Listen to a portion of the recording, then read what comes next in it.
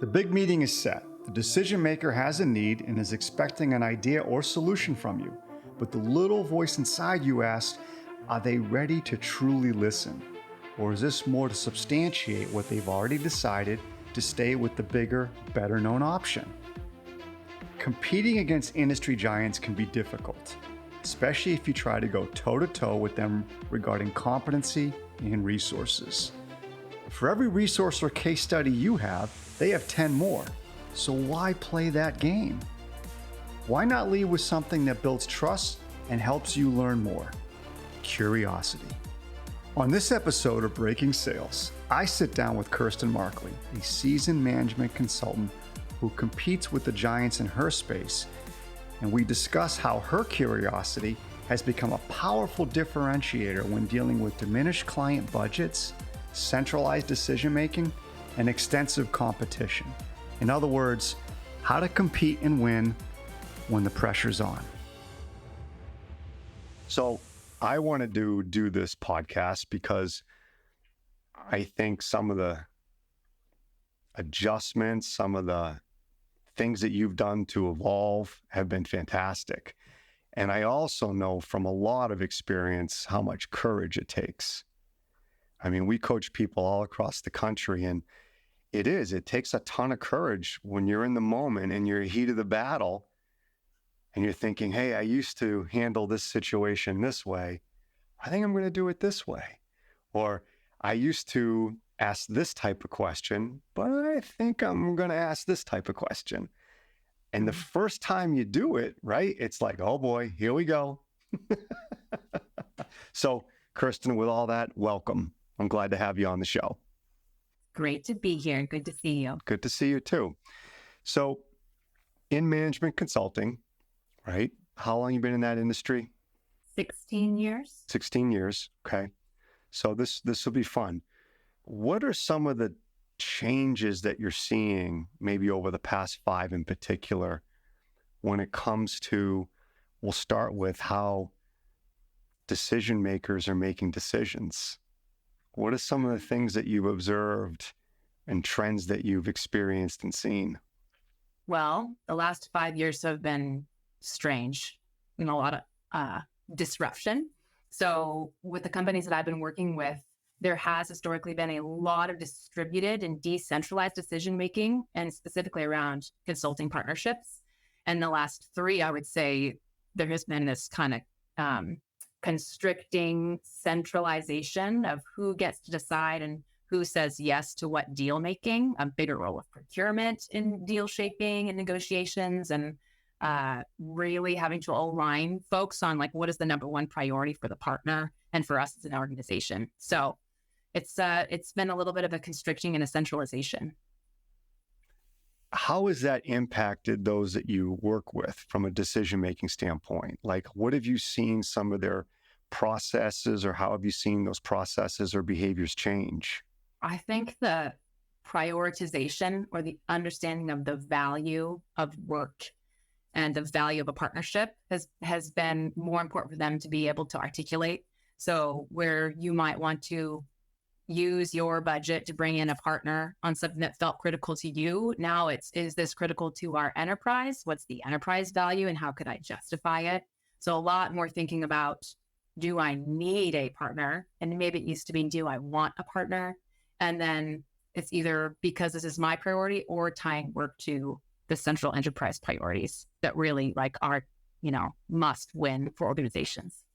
Yeah, that want versus need, that is interesting. So if you go back 3 to 5 years ago, was it a want? Was it a need? How would you have described it? Well, Dan, I focus in the consumer and retail industry. And so every industry has seen massive disruption. But I think here with economic downturns and pressures, consumer spend, I think, there have been seasons, and many years ago, maybe we're a higher spend season. And now we're seeing there's some hesitancy from consumer wallet share and the global supply chain, that there is increased scrutiny and more, I think, persisting in this industry than I had experienced before. I know from a little bit of my experience, the last 3 years in working in management consulting, budget cuts was it's become a big trend, right? Where someone would have a budget and then that budget would be gone. Right. How does that impact the strategy that you have and the strategy that your teams have when it seems like the last couple of years you're always facing, it seems to be like a 3 to 6 month window where no one has a budget? I know it has really been hard. It's hard to predict and then plan for hiring and thinking about retaining your talent when there's this kind of quick knee jerk termination of contracts and budget pullback. For us, the strategy is work on the things that are the most critical for the executive leadership team or to activate the strategy of the enterprise. So is this work, do we believe this work is valuable enough that the budget should remain because it's that important to them as a business? So we try to get ourselves positioned and aligned with work that really matters. And that tends to be work that kind of persists through some of those crises. All right. So my gut is, and we can dive into this a lot, getting work, having access to work that really matters. You have to be able to speak and have conversations at an executive level, because at the end of the day, there's going to be less budget, and any budget that there is, it's going to be controlled by fewer folks. And so the scrutiny on what's actually agreed upon or worked on intensifies, right? Absolutely. Yeah. Talk to me a little bit about that. What's that journey been like? Because again, right, you're having to go upstream, talk to decision makers about lots of details, but also be broad enough and strategic enough where you are able to talk to them about enterprise impact and things like that. I think there's a couple things the last couple of years that I realize are really valuable for me in those conversations and having audience at an executive level. The first is, understanding the industry. Where is it going? What's the market like? What's the competition doing? Having the macro factors in play and looking at the global economy and all of that. So just to be able to feel like, yeah, there's something going on here that I understand, even outside of them as a company, that is the ecosystem that they exist in. And then the second, being a consultant. So 16 years in consulting, that's a lot of customer problems to solve. It's a lot of different customers. And you have to be pretty curious. One of the reasons I love the consulting industry is because it's constant learning. Like there is no downtime. New problems, got to learn, got to get ahead. And I have found that my desire and interest in learning plays out in the executive room just as much as it does down, at the floor, walking around with folks who got their hands in the work, because that curiosity. And I think, in our conversations, understanding objectivity and curiosity are valuable everywhere. And it used to be for me, when I would get to an executive level audience, I would become almost like I needed to position my competence to be in the room, and that I couldn't ask the question because that would reveal that I'm not at their level. I used to really worry about perception in the room. And I have since learned that actually my curiosity is a superpower, and that executives need to be asked hard questions too, and actually enjoy it to a certain extent when it's the right question. I'm so glad you went there. It's so spot on. So I remember, this might have been 2 months ago, right? There was a scenario where you got invited to a very high up executive meeting. And I think it was your team and you were definitely doing your preparation, but the team, no fault of their own, they had that propensity. They were preparing competency. Mm-hmm. And you were like, "Nuh-uh, we're going to do something different here." Can you share a little bit about that? Yeah. Can you share a little bit about that story? Yeah, I will say getting the opportunity to have that executive level conversation took what you described earlier as courage or boldness. And I had to have that, do I ask for this time? And sit back in that intention for the meeting. And what's the worst that could happen? I'm going to ask for the time. And so, yeah, I leaned in and asked the senior executive for a chunk of time to get a better understanding what was going on in his world. He had asked to see a point of view and maybe a proposal of how we might help him with some objective that he had. And I was, yes, oh, we would love to share our point of view on this initiative you've got going. And about 24 hours later, I realized we just do not know nearly enough to put something in front of him that would be the right thing. The chances are so slim. And though we had the time scheduled and we started to prepare a general point of view about what we thought his need might be, I pretty much quickly realized we just need to learn. Like, yes, we probably have a bunch of tools that he could leverage, but we don't know which one. We really don't. And so my team, we prepared a slide deck, as we like to do. That's the world we live in. And then the night before the meeting, which was to be a 2-hour meeting, I had sent a note to the team. I said, you know what, we need to pivot. I know we have a lot to offer and we do have some competence, but let's start this way. Let's set the intent for the meeting when we get in there. And then let's make sure we're listening for 30 minutes before we pull up a single slide, and outlined for the team that's going into that meeting with me about 20 preliminary questions on my mind, just to get their juices flowing about, let's just be curious. Let's see which way this goes. And that's the approach we took. We walked into that conversation and we opened up some really thoughtful questions, and this executive leaned in and started responding and taking notes and directing us. He was giving us the cues that gave us an opportunity later on to share a point of view that we knew resonated based on the exploration we got to do with him. This is the little harder part that's maybe more difficult to explain. What was your mindset like when you were making this decision to lead with curiosity and hold on competency, fully knowing that the decision maker probably expected competency from you and did not expect the curiosity?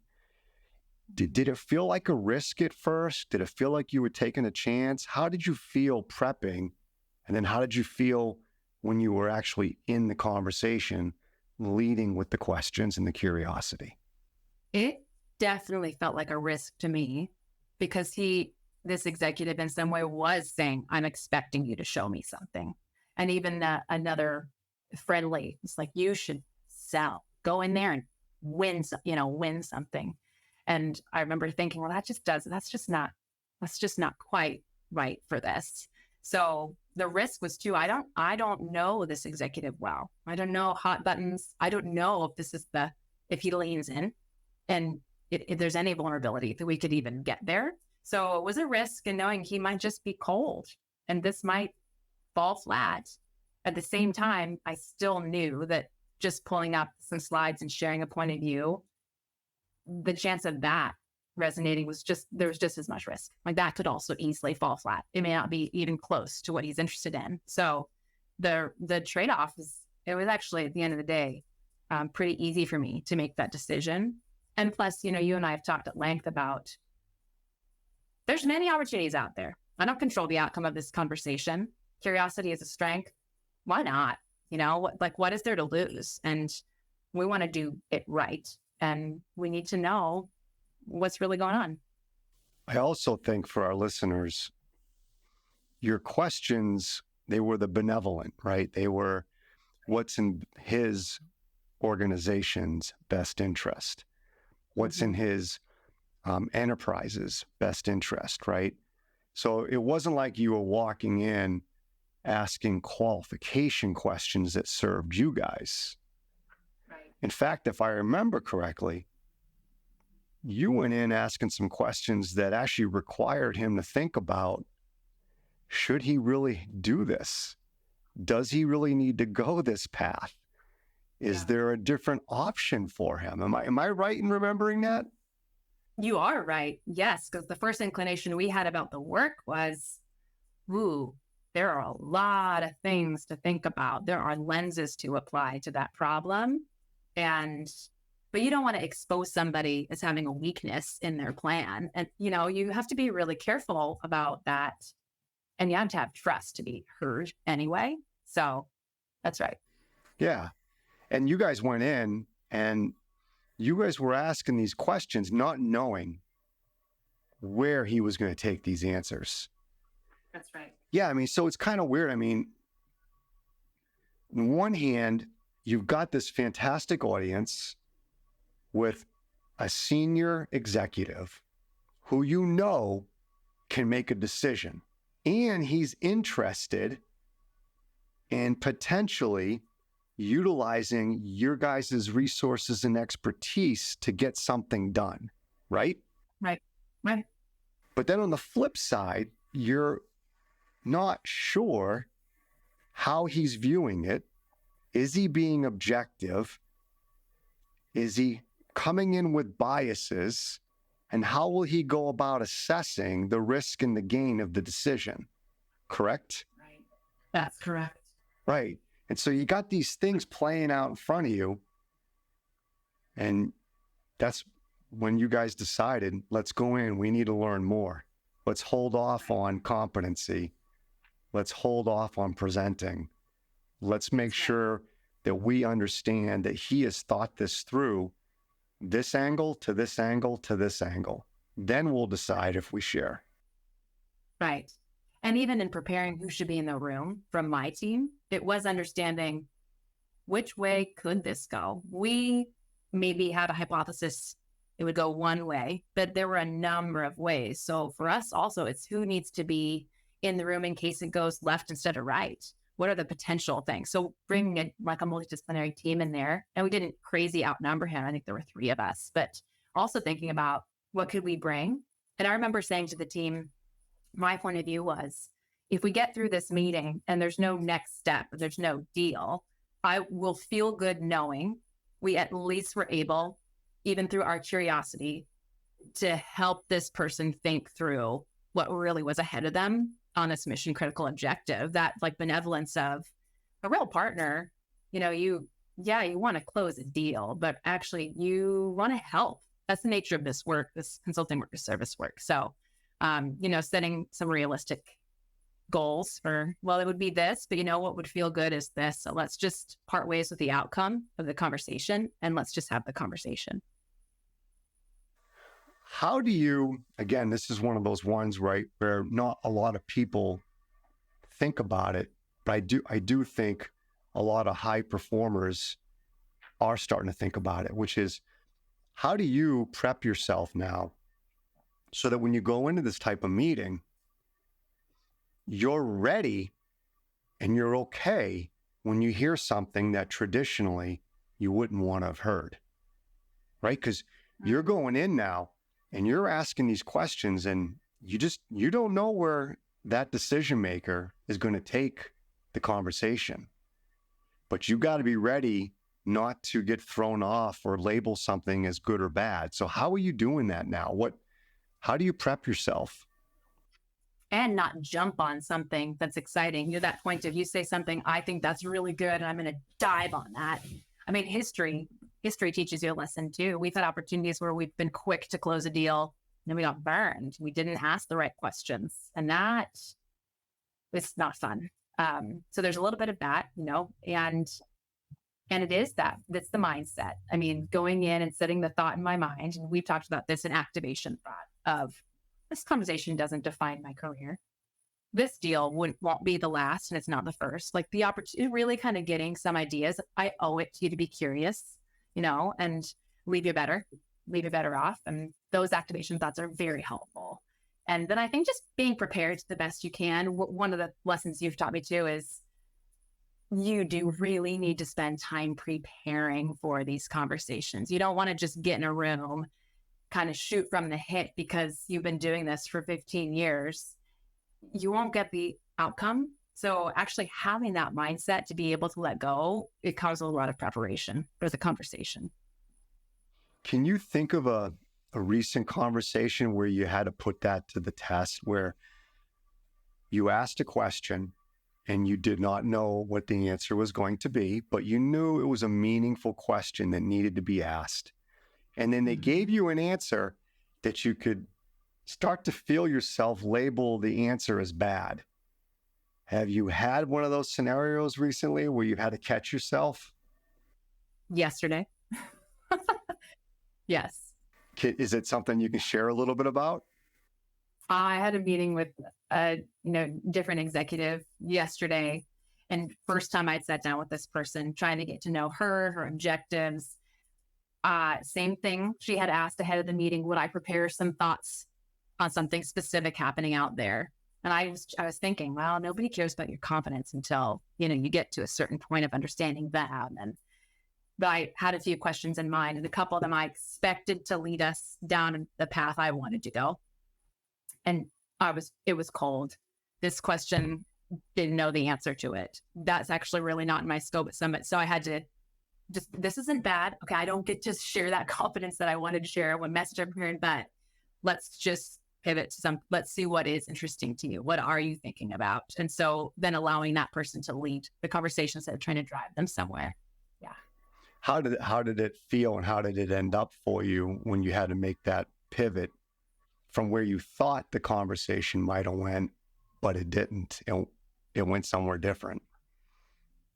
It felt like it was the right thing for that person. Does that make sense? And it was a little bit of like, let go of control of the outcome and just play to your natural strength of curiosity, to your point. So I think the do not label this as bad was important.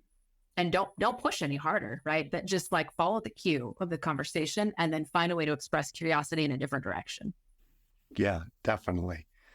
So I'm thinking, as a listener, what did you see from people, your decision makers, probably over the past 6 months, right? What did you see from them that told you you were on to something, that you were on to something with this? Let me go and lead with listening to learn. Let me lead with my curiosity. I got 16 years of competency. I'll figure out when they share the competency. But when did you start to get the feedback that you were like, this is good. This is meaningful. The connection I'm making with these people is pretty powerful. When did you start to get that kind of feedback? And what was the feedback that you were picking up on? It's interesting. I was actually just describing to somebody this current process we're in and how it doesn't feel like selling a deal. And now this might be a gross overstatement, but it feels like making a friend. Like it actually feels like we are developing a relationship where you're asking and trusting and listening and responding and sharing more than I might have imagined, and like on your own time and in your own way. So that's been interesting for me to see. Then executives open up, and I mean, this is a small thing, but it's like, we meet early in the morning. Could you meet over a cup of coffee before work starts? Or could you meet in the evening? Could I give you a call? Like, small things and big things starting to process, and just finding that folks are seeking some counsel in kind of like a non-8 to 5, non-conventional way. And that just feels real. So I want to make sure I got that clear. One of the ways that you have been able to pick up that this curiosity, this mindset that you have around learning and asking these more meaningful questions, the first feedback was the investment you could see people making in the conversation.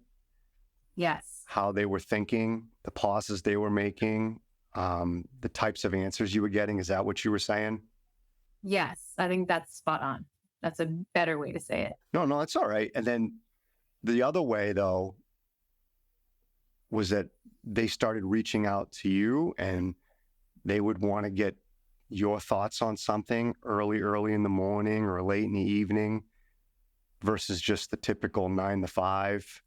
Yeah, it just feels like a different type of relationship, and weighing in on crafting approach, thinking through how to solve a problem before you even think you need a partner to solve it. Really, just, it's the upfront and early influence. Thanks for listening to Breaking Sales. If you take away one concept from this episode, I hope it's this: when to use curiosity versus competency. We all know competency is easy. It's curiosity that takes courage. When you use curiosity, you don't sound like everybody else, and that is very powerful. Next week, I'll continue my conversation with Kirsten Markley, where we discuss structuring our conversations and how to leverage your mindset and curiosity.